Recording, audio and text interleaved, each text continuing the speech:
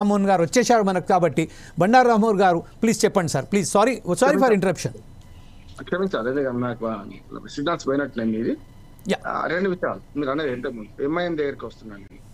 MIM party 5 స్థానాలు గెలవడానికి కూడా చాలా కారణాలు ఉన్నాయి. అంటే మనకి ఈ ఓట్ల పోలరైజేషన్ లో హిందూ ఓట్స్ అని ఒకవైపు, ముస్లిం ఓట్ల వైన్ ఒకవైపు అనే పద్ధతి వచ్చినప్పుడు బీజేపీ ఒక రకంగా చెప్పాలంటే అన్యాపదేశంగా మీరు ఓట్లు వేసుకోండి, మేము ఓట్లు వేసుకుంటామనే పద్ధతిలో పోయిందనే విమర్శ ఉంది. అది నిజమా కాదా బీహార్ ఓట్లని చెప్పాలి. తర్వాత ఇప్పుడు మీరు చెప్పింది కానీ బీజేపీకి కూడా వచ్చిన సీట్లు మన 2000 సంవత్సరం నవంబర్ జరిగిన ఎన్నిక 3 విడతలు జరిగినాయి. అవి ఎన్నికలు చూస్తే మీరు మ్యాప్ చూపెడుతున్నారు, చాలా క్లియర్ గా ఉంది. పైన ఉత్తరప్రదేశ్ సమీప ప్రాంతాల్లో మనకు బీహార్ లో బీజేపీకి ఎక్కువ ఓట్లు. నిజంగా చెప్పాలంటే ఉత్తరప్రదేశ్ రాజకీయాలను అర్థం చేసుకోవడం చాలా కష్టం. మనకు ఆంధ్రప్రదేశ్ కులగజ్జి రాజకీయాలు అంటే అంతకంటే ఎక్కువ కులగజ్జి రాజకీయాలు ఉన్నాయి.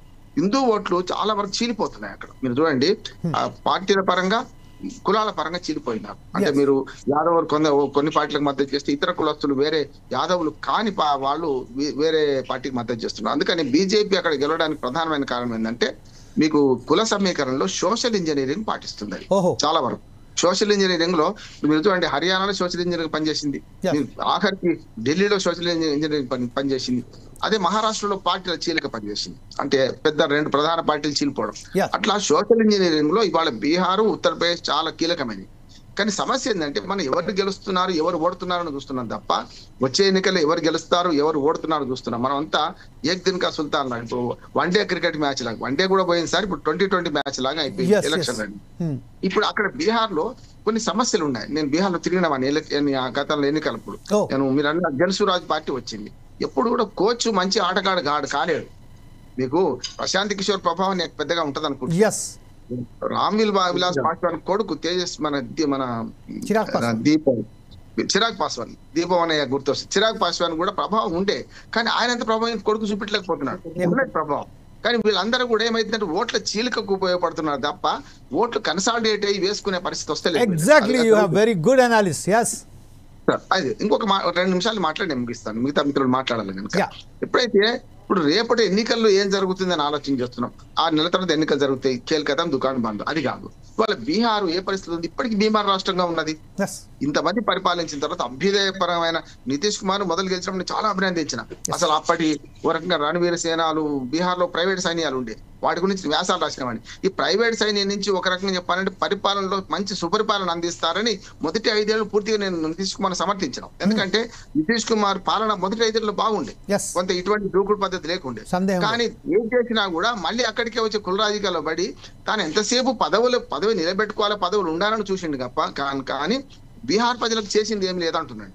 అటు బీజేపీతోనున్నా లేకుంటే ఇండియా కూటమితో యూపీఏతోనున్నా కూడా ఎందుకు చేయలేదంటున్నాను. ఇవాటికి చూడండి కరోనా కష్టకాలంలో ఇక్కడ తరలిపోయిన వాళ్ళు ఎవరు బీహార్ కార్మికులు కదా మాక్సిమం. ఇవాటికి బీహార్ లో పేదరికం ఉంది, కుల వివక్ష ఉంది, ఎస్సీ ఎస్టీ మధ్య వాటి వివక్ష ఉన్నది. అట్లానే రాజకీయాలన్నీ కూడా ఓటు బ్యాంక్ రాజకీయాలు చేసుకుంటే ఇన్ని పార్టీలు ఇన్ని కూటములు, మూడో కూటమి చాలా తక్కువ వస్తున్నాయి ఓట్లు. అయినా సరే వాళ్ళు ఓట్లు చీలుస్తున్నారు. ఏది ఈ 2 పార్టీలో ఏదో ఒక కూటమి గెలిపించే ప్రయత్నం చేస్తున్నారు.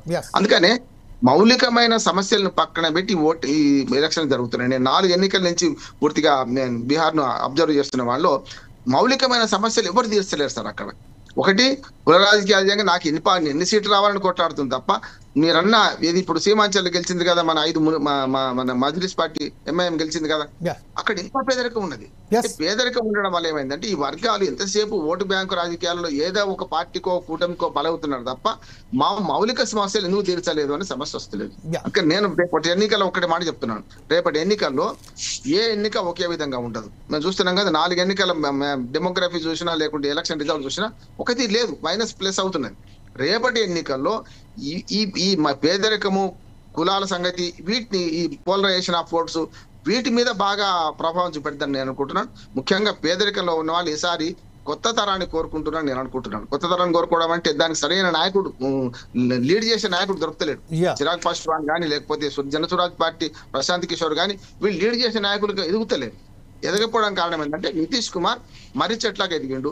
ఇటుపక్క ఆర్జేడీ నిజంగా చెప్పానంటే ఇటు పక్కన కూడా లాల్ ప్రసాద్ యాదవ్ తర్వాత తేజస్వి గారు చాలా సీట్లు గెలుచుకున్నారు. కానీ ఆయనకు సపోర్ట్ ఇచ్చే కాంగ్రెస్ పార్టీ కునారెళ్ళిపోయింది, సీట్లు పడిపోయింది.